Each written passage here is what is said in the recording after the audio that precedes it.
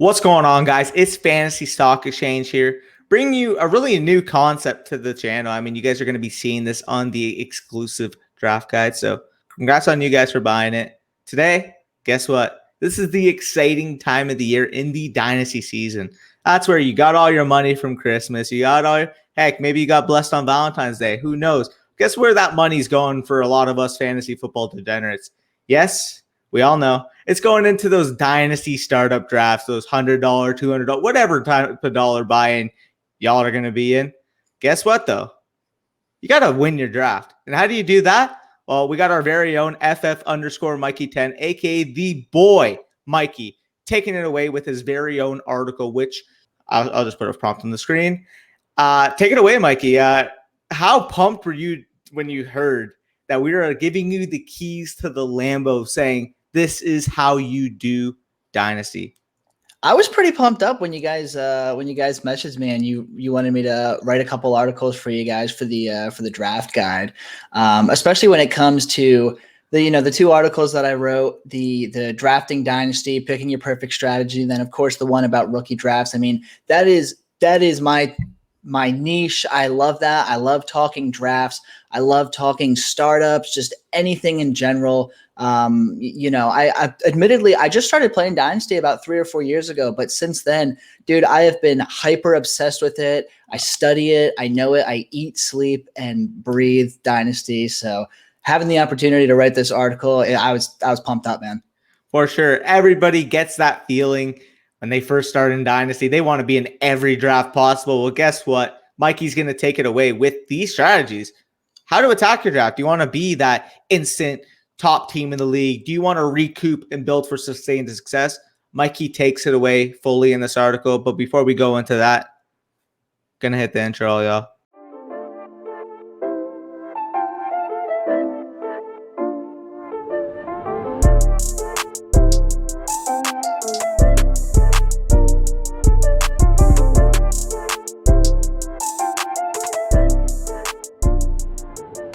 Okay, so as I mentioned, we're going to get into the top 3 strategies according to our very own Mikey on how to play Dynasty Fantasy Football. But before we do that, any precursors or I don't want to say warnings to people that are embarking in their first Dynasty League quest this offseason?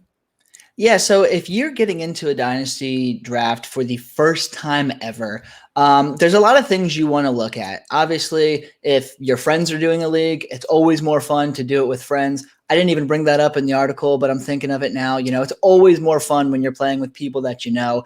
And then obviously, once you get more involved in it and you join other leagues, you kind of meet new people doing that, which is always fun. But the most important thing when picking your Dynasty league as a whole is the scoring format.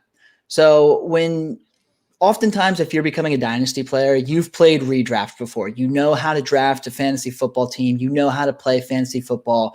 You know your standard and your PPR scoring. But in a lot of Dynasty leagues, there's Superflex, there's tight end premium, there's a combination of all the above. There are some where it's like running backs get points per carry or something like that. Every single Dynasty league is a little different. So before you even start to formulate your draft strategy, you need to figure out exactly what your scoring system is, because that will completely change however you approach your startup draft. For sure. I mean, understanding your scoring is typical for redraft, but specifically in Dynasty, I mean, there's rule changes every single year in some leagues that I'm in, and just being able to stay on track, stay on par, understand really how player values are affected. Again, a super flex versus a 1 QB. Oh, well, guess what? Patrick Mahomes is the first overall pick in super flex. He's a fringe late second in 1 QB. Knowing that particular distinction is how you get that competitive edge. Because let's be honest here, preparation is everything going into those startups, as basically you covered. Super flex, 1 QB, tight end premium, non-tight end premium, all these little niche or little fixable scoring settings is going to heavily influence the way you draft. So I love that point. I think that's perfect. Before I do anything going into any single draft, particularly in Dynasty, you got to know that rule book. You got to know that scoring settings like the back of your hand. Absolutely. Because, I mean, even if, like, typically in the offseason, when I make my rankings and I make my projections and everything like that, I stat everything out from a PPR perspective because my main league is PPR. That's where I pay my most attention to. That's kind of how I formulate everything. But let's say I join your league and you're half PPR even. Just changing a 1 point reception to a half point reception can completely change rankings as an entirety. So just knowing the fact that every single league operates at least a little bit differently, it's definitely good to understand how your scoring settings pan out because, as you mentioned, Pat Mahomes in Superflex leagues, he's 101. Pat Mahomes in one quarterback leagues, he's a mid to late second round pick, sometimes even third round pick, depending on how big your league is. So I mean, it's very crucial. And then the second thing that I like to do before I really start formulating my strategy is I form my philosophy, my dynasty team philosophy. And you can kind of look at it a few ways. Do you want to go balls to the wall in the first year? You want to go in, grab your guys and just dominate? Do you want to go in and get a healthy mix of young guys, veteran players, guys that are in their prime, guys that are about to hit their prime? Or do you want to be a total psycho and go in and say, all right, I'm drafted in an all young team and in 2 or 3 years, I am running the table on this league. You know, you really got to sort it out for yourself and kind of figure out exactly what kind of fantasy team you want to run before you jump into your strategy. Exactly. I mean, heck, you see multiple times that a lot of people on Twitter are the same way. They completely, in my opinion, overvalue youth at some points. They'll just put a guy super high because he's young. And let's be honest here, that gives so much value to those 27, 20, like Keenan Allens of the world last year. You were getting him in the 7th round of your startups. Like players like that offer top 10 type upside at positions because they're viewed as old are going to fall in your draft. So again, you're in that balls to the wall, all out strategy, and you can just accumulate all those like mid-round type values. Again, a guy like Keenan Allen last year is a great example. You look at some of the mid-tier in terms of age type quarterbacks. You probably could have gotten Aaron Rodgers in Dynasty Superflex leagues and probably around your 5th, 6th round, which if you guys know how Superflex goes, every single quarterback is off the board. Oh, and yeah. It's just crazy to think about, oh, this guy's 31. Okay, guess what? He's going to take a 3-4 round discount because of that age. Like it's remarkable to really think about. So I agree. I mean, understanding your strategy, understand what you want to do, what your plan is in terms of really maximizing, making your title window as most optimal as possible is going to be the crucial point in that success whenever you want it to be, whether it's this year, whether it's next year, whether it's in 3 years, being able to really plan your team out and get the peak of your players all really coordinating at a similar time. So I fully agree. You mentioned the 3 type of strategies. Well, let's go through strategy 1. What is your first overall startup strategy that you see in Dynasty Fantasy Football? So the first one I'm going to talk about is what I refer to in the article as the all-out blitz. And the all-out blitz is essentially what you and I kind of brought up in the philosophies where you're going balls to the wall in year 1. You are guaranteeing yourself, okay, I'm going to make the playoffs this year. I'm going to make a run. I'm going to make this league pay. I'm going to let them know who daddy is in year 1. And that's the all-out blitz. So one of the things that I pointed out in the article here, and I am going to refer to the article a couple of times throughout this video, is so I put a scenario in. You're picking 8th overall. You have the option to pick Dalvin Cook, who is proven over the last couple of years. He's been a top 5 running back over the last couple of years, especially when he's healthy. He's a monster. Or do you go with the young potential in DeAndre Swift, who does have a ton of upside, is considered, at least a top 8 or so dynasty running back in many people's rankings. But there's still a lot of unknowns with him. We haven't seen an elite season yet because he's only been in the league for 1 year. So if you're going the all-out blitz strategy, you throw potential out the window and you take the guy that you know is going to produce in Dalvin Cook. Then in the second round, you turn around. I laid out the scenario. Do you go DeAndre Hopkins, J.K. Dobbins, or Clyde Edwards-Helaire?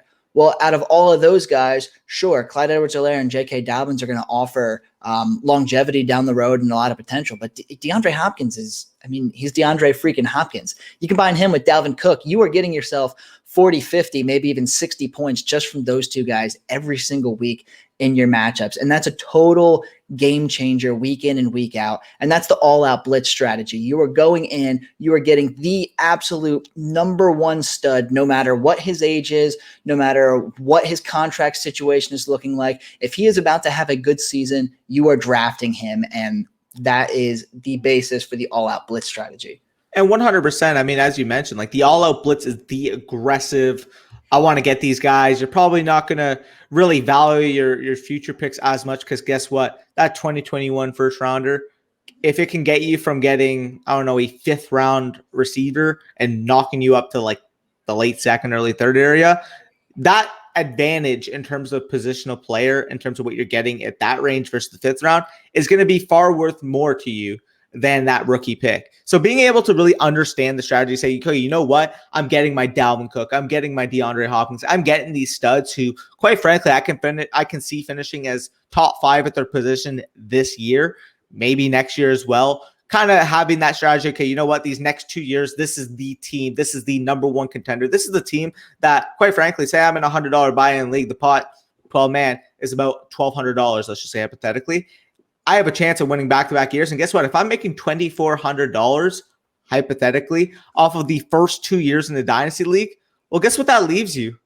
That leaves you 24 years covered of your Dynasty League. So all those guys that are valuing the guys that are 21 versus 27, well, guess what? They're preparing 6 years of flexibility when you got them covered for 4 times that. So being able to understand, okay, I'm putting a substantial amount of money in year one. I don't want to just pile in $300 till I'm even competitive.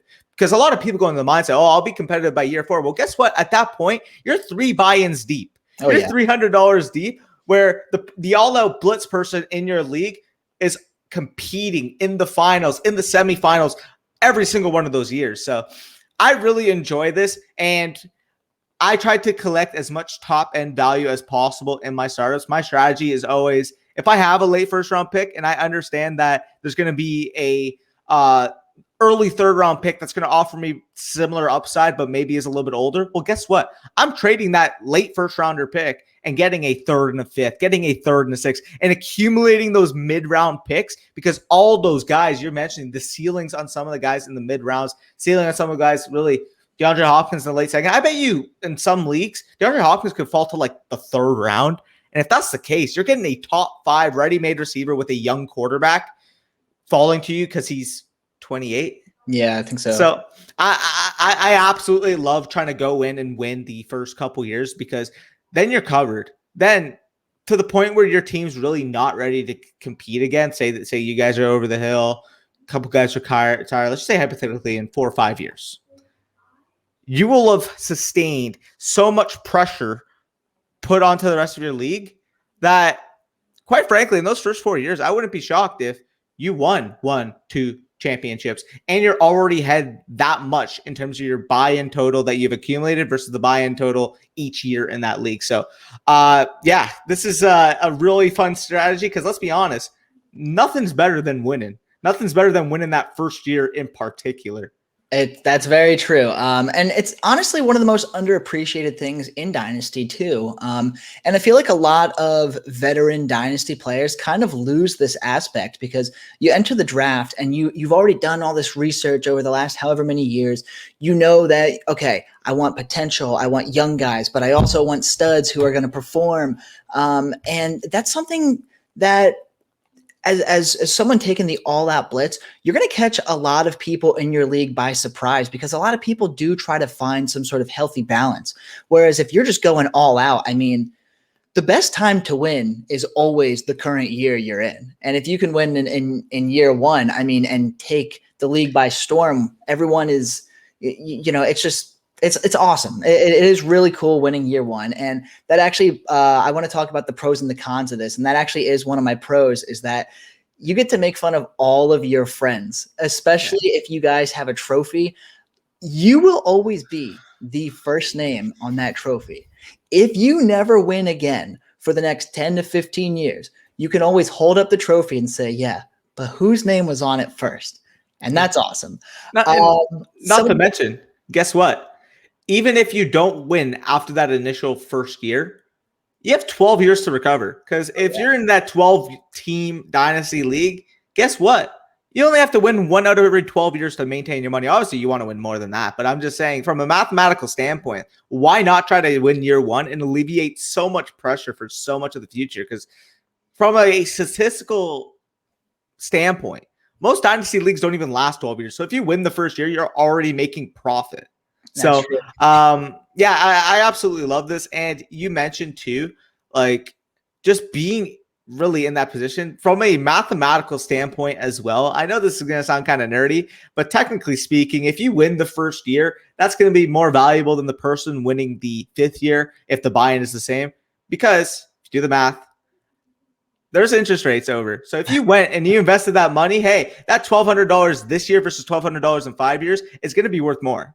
So I don't know. I thought I'd throw in a little investment scenario, but yeah, we'll get into some of the cons, because there's a couple with this strategy, mostly having to do with getting unlucky, but you can take that away.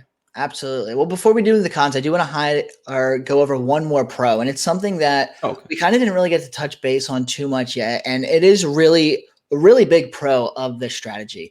And that's if for some reason you get bit by the injury bug and things just aren't looking your way, you can completely turn your team around and become a seller, and you could build your team back up within a season or two.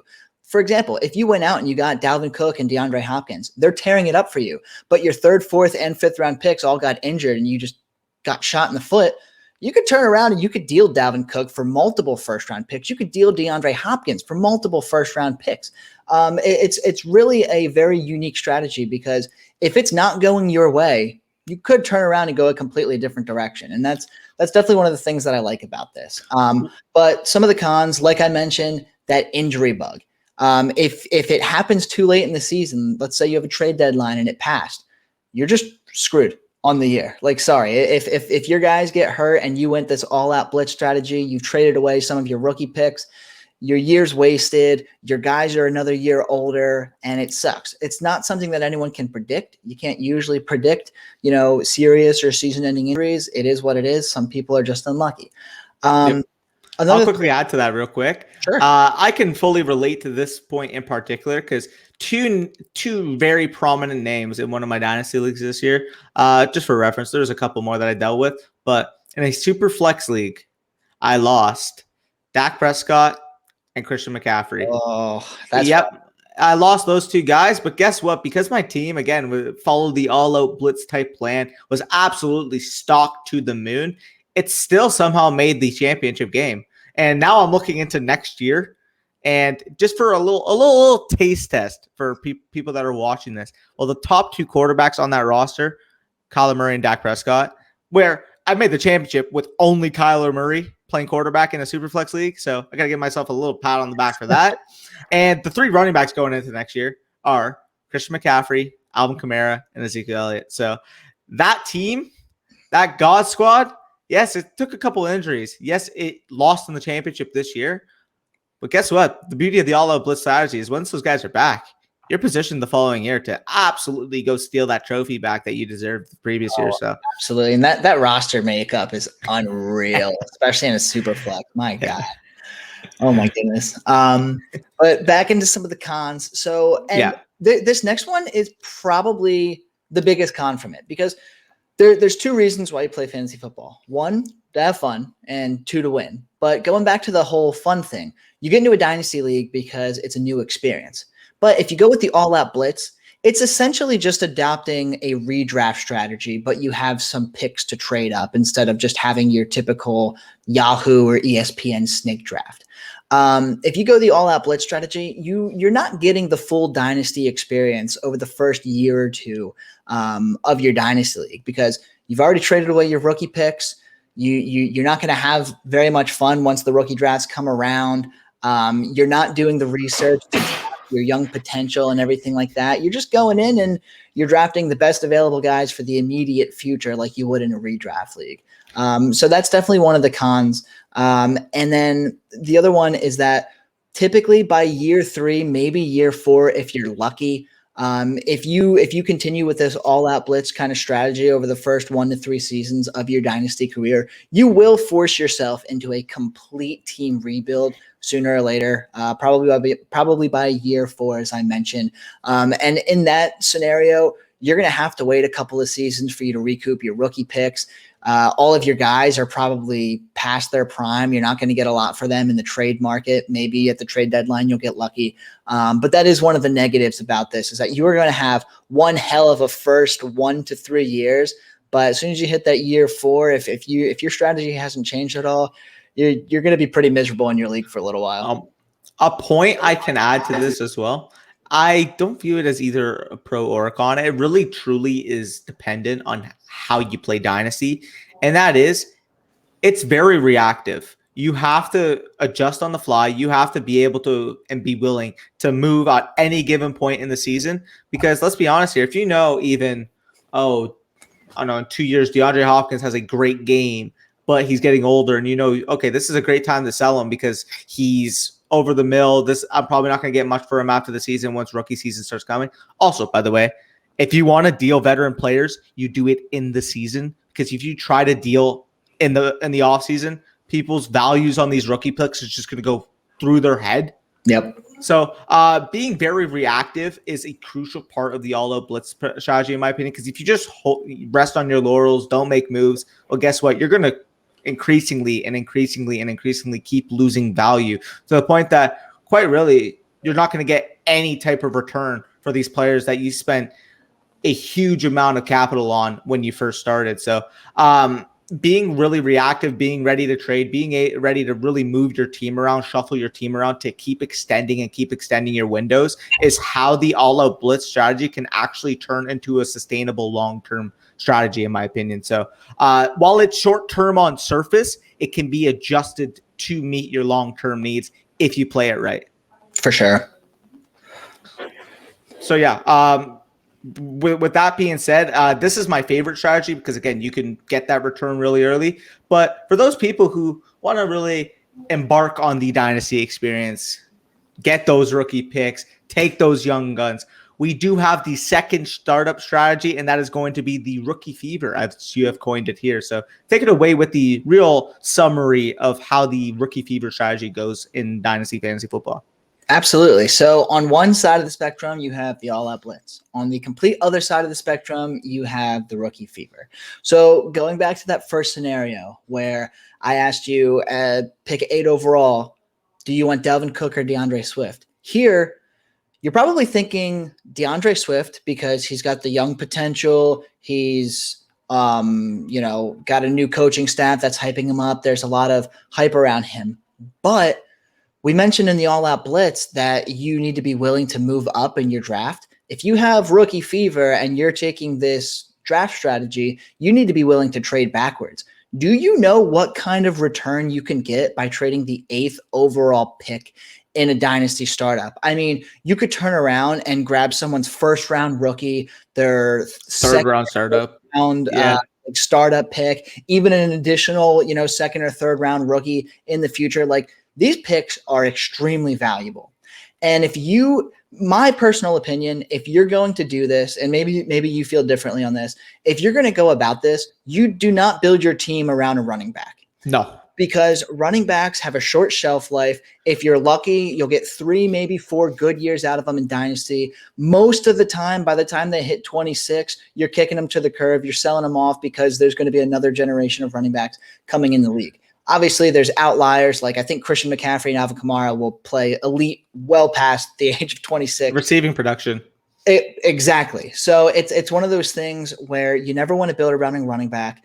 But on the other hand, I would not trade away all of your picks because I get it. You want to go out, you want to draft your rookies, you want to accumulate as many future picks as possible. You want to draft your young potential wherever you can. But you do want to save a couple of picks. So conversely, let's say you trade away your first round pick and you get this big, awesome return. Well, you're back on the clock early in the second round. Let's say you're at the 204, 205.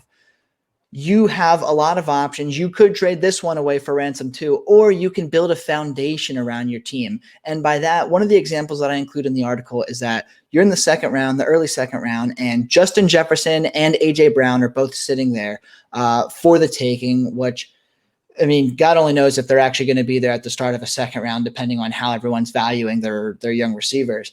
But grabbing and building around a receiver in a one quarterback dynasty league is definitely my favorite thing.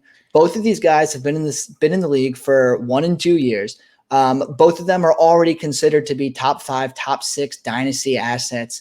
I mean, this is the one exception where I'm probably not trading away my pick. I'm grabbing these guys to build a foundation, because one of the things that I mentioned in the article is that until you lay a foundation on your team, you're going to find yourself in this perpetual state of rebuilding. Like, you never know where to start. And if you have a Justin Jefferson or an AJ Brown and you pair that with however many rookie picks you have somewhere to start. You have your foundation laid down. Yeah. And conversely, again, you mentioned the strategy of valuing those receivers in a 1 QB. In a super flex, it's basically the same thing, except targeted towards the quarterback position. I fully agree. In a super flex, if I'm trying to rebuild, if I'm trying to accumulate those mid-round and rookie picks, because a great trade that really goes under the water, because let's be honest, a lot of these newer dynasty players want those first-round picks and really will pay a king's ransom to try to acquire them. You trade that 109, 110 for maybe a mid-third, a rookie first and a rookie second, that is a viable trade. And when you think about it on context, that rookie first, let's just say hypothetically, he's trading up. That range of outcome, worst case scenario, if it's in the 110 to 112 range, is probably going to be worth a 6th round startup pick the following year. And if you're getting a 3rd and a 6th for a late first where really the tier drop off happens, I'm fully fine with being able to make that type of move. And then you still got the potential that is an earlier pick if anything happens to this guy's team. And guess what? If that's a 101, 102, 103, that's worth like a 2nd, 3rd round startup pick the following year, because all those early rookie picks are going to end up being valued more in the long run, as we're going to talk about with the rookie strategy article in the next video. But I fully like those type of moves, accumulating those mid-first round or mid-draft type picks. And quite frankly, you keep that 2nd round pick, you draft a young quarterback to really build around so you're not completely screwed at the position in the Superflex League. And then guess what? You have those 2 3rd round picks. You have a 4th, a 5th, a 6th, and you could still keep maneuvering the board and still keep really accumulating value, because what people don't realize is when you're on the clock and there's a player that somebody really wants, the bidding war gets exciting. Let me tell you, I still remember last offseason, I ended up moving a 4th round startup pick for an early 6 and a future first round pick. And that future first round pick ended up turning into the 106. So about that at all. Accumulating that value, because people, when they see something they want, they become an obsessive child, and that, I don't care what I have to give up. 2021 first. Well, if I finish first place, guess what? That's going to be the 112 anyways. And then they end up finishing 5th, and they're like, oh, damn, I really wish I kept my pick now. But yeah, that's why I really like the spectrum, as you mentioned. You either go all balls to the wall, you're going for that ship, you want the championship right off the bat, you're going to do anything in your power to get it, or you know what? You sit back, you accumulate value to the point that in that 4th year, all that value that you've accumulated in every single move you've done to acquire those future picks, to acquire those real ceiling type trades, your team's going to be loaded if you play it right. So I fully like the aspect of, you got to be one or the other. You can't just be loading in the middle, as we're going to mention like after this as well. If I'm going to go into a dynasty draft, it's going to be one of these first 2 strategies, in my opinion. Yeah, and it's funny because we do have differing opinions, and we'll go over that in the next one. But one of the cool things about the rookie fever is, if you really want to get into Dynasty and you want to go balls to the wall with it, this might be the strategy for you, because this will require the absolute most homework possible. Yes. Because you're going to need to, not only are you going to need to know your own personal rankings, you're going to want to know your league mates. You're going to want to have an idea of their rankings. Know or think try to think who they're going to want whenever you're on the clock. Know who to target when you're trying to trade back. And you need to have knowledge of the rookies that are about to come in. So you want to do your rookie preparation ahead of time too. And you want to go in and you want to start figuring out those late round flyers ahead of time, because if you're going about this strategy, you're writing yourself off for the first 2 or 3 seasons, more than likely, because you will lack star power on your team, and you do need studs on your team in order to win a fantasy trophy. But the cool thing is down the road, that will kind of all fix itself or whatever. But in the startup draft, you have this supreme advantage of being able to take those flyer picks, those sleeper picks. You don't need to fill your bench with depth players for your bye week. You've already accepted that you're going to lose a handful of weeks. So you can take those risky players. You can take those guys that you have a lot of faith in. You can take those guys that might find themselves in a new opportunity over the next year or two. One of the best things about this strategy is that you have this supreme advantage of stashing players that other people just can't afford to do. Exactly. I mean, you mentioned if you followed this strategy last year, accumulated those mid-round picks, accumulated those rookie first, well, guess what? You're looking at a receiving core that, if you played it right, could look something like, I don't know, DK Metcalf, AJ Brown, Terry McLaurin, Justin Jefferson, CD Lamb. All these guys have skyrocketed in value from last offseason. And quite frankly, they're viable options that you could have considered yourself taking if you were following the strategy last offseason. And the overall return on investment on each of those guys I just mentioned has been absurd. Just being able to really find these young, talented players, really investing in them before they break out. And guess what? Once they break out, that value just skyrockets. Kind of like if you guys dabble in sporting cards, if you dabble in Top Shots, anything like that, being able to really identify these trends before they happen is how you can really attack the fantasy football market in itself, that a lot of people really don't theorize when they're playing Dynasty Fantasy Football. But being able to understand hypothetical, theoretical values, not really with any real name attached, but more so production attached, is how you get that competitive edge. So I fully agree. I mean, if you do this right, if you do the all-out right, you have your title windows in store, intact, and that's where you want to be in Dynasty Fantasy Football. You don't want to be 8th place. You don't want to be 4th place. You want to be either 11th or 12th, or you want to be 1st or 2nd. That's the mindset you have to have going into Dynasty, in my opinion. You just don't want to be a decently middle type team for the whole tenure, because guess what? That return on investment is just going to be talking crap to you the whole time. Yeah, no, it's always difficult when you're consistently finishing between, I'd say, 5th and 8th place. You never know what to do because you're not getting a good draft pick. You likely don't have any big stud firepower on your team to kind of trade away. You get yourself in a perpetual state of mediocrity almost. Yeah. You're not quite good, but you're not quite bad. But in order to be good in Dynasty, you might have to be bad first. And if you can't get yourself into that position, I mean, it's weird. But the only downside with this one is, like you mentioned, there's a lot of hypotheticals in it. Yes. So if you if you trade away for a bunch of rookie picks, in theory, that's awesome. But right before we hopped on this video, I was telling you about a guy in one of my mucked it, who ended up having like 5 or 6 first-round rookie picks, and he busted on every single one except for one of them. And he's still a bottom 3 team, 3-4 years later. And it's just, it's definitely a risk. So you definitely want to do your homework. You have to understand the risk factors in it.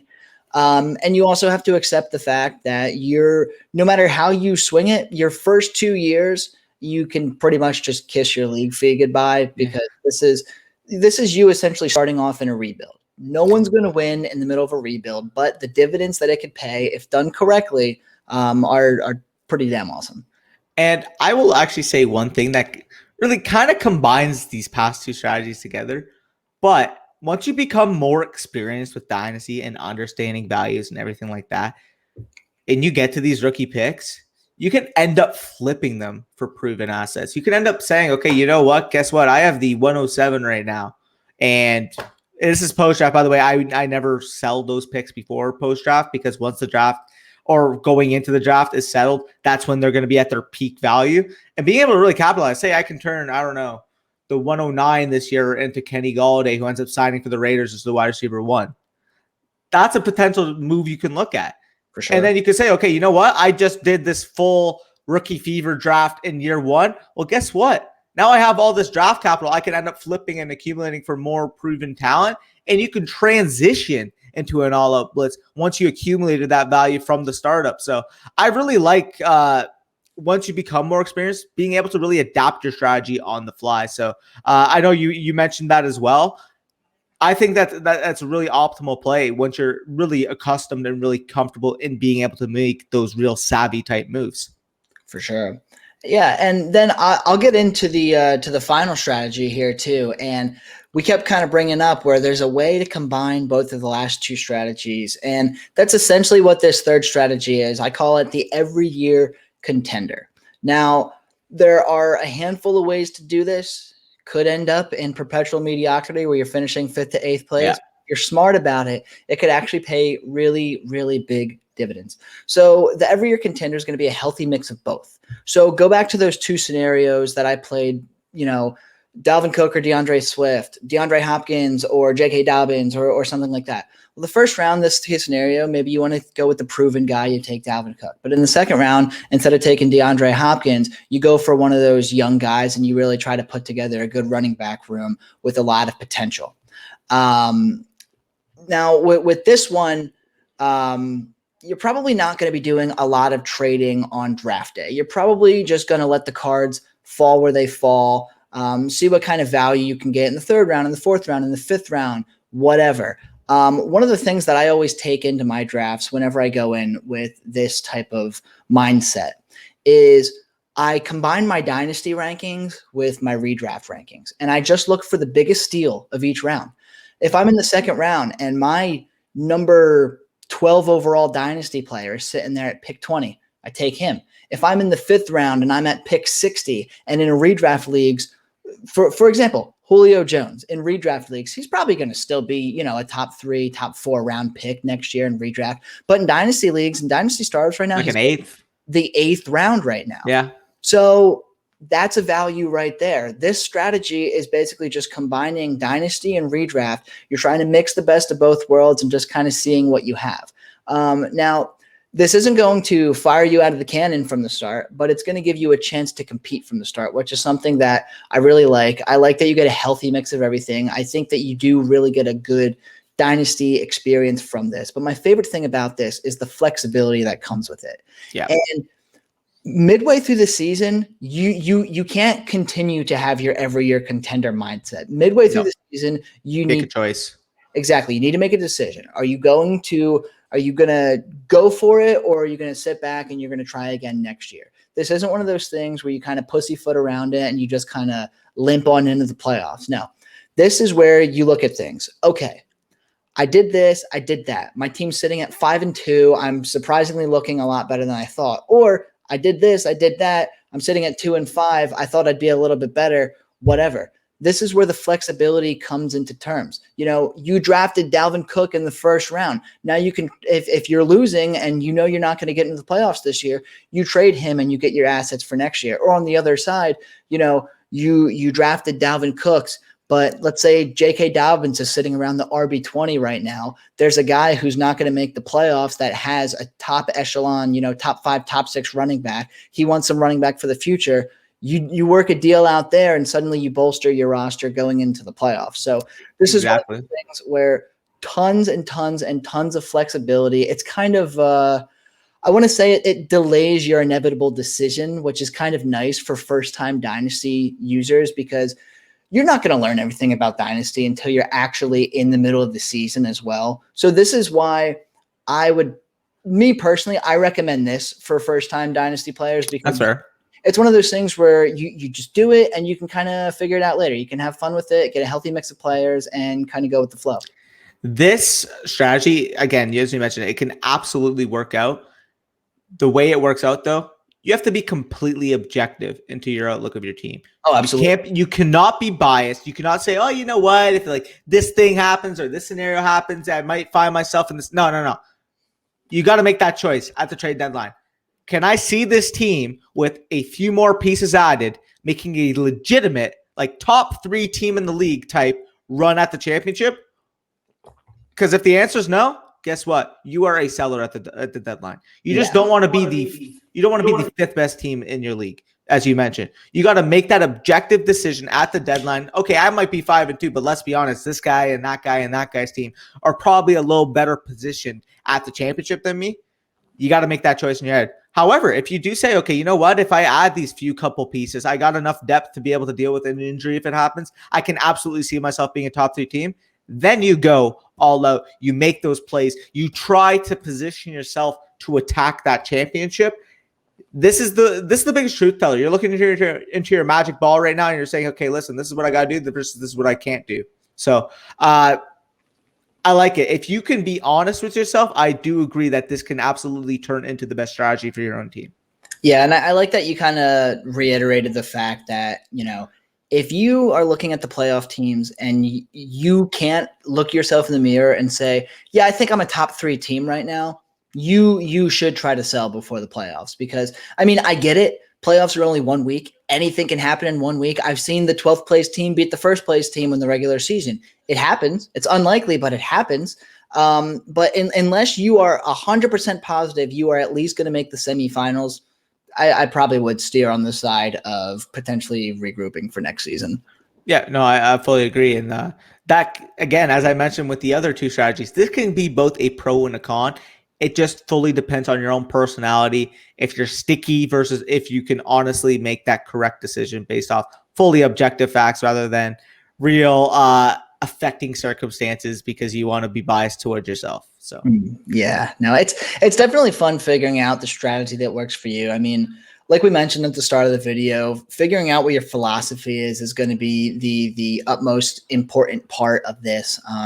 If you want to come in, you aren't too comfortable with it, you don't really know too much about Dynasty with the exception of watching this video or reading the article, maybe going with the all-out contender to kind of push yourself along, that works. But if you're coming into it, you're ready to get down to business, you go with the all-out blitz. Or if you just want to rebuild and have that dominant team in 3 or 4 years, you go with that second strategy that we mentioned by getting your rookies and your young players and everything like that. But it all starts with the philosophy. You got to look yourself in the mirror and say, okay, what am I doing with this team? How am I going to do it? Let's figure this out. 100%. So that being said, that pretty much wraps it up. We talked about these 3 strategies. Make sure you make your decision going into your draft, what you want to stick to, and stick to it. Don't just decide halfway through your draft, I want to completely reverse my strategy, because that's how you end up in said mediocrity. Anyways, with that being said, you guys can see the banner at the bottom of the screen. The full article based off really this video is going to be over at thefantasystockexchange.com in our exclusive draft guide. So if you haven't already, make sure you go purchase it. Make sure you go read word for word Mikey's exquisite writing on these draft strategy articles. I will say, I promise I am a much better writer than a speaker. So you're good at both. Article. For sure. Anyways, hope you all enjoyed. Take care.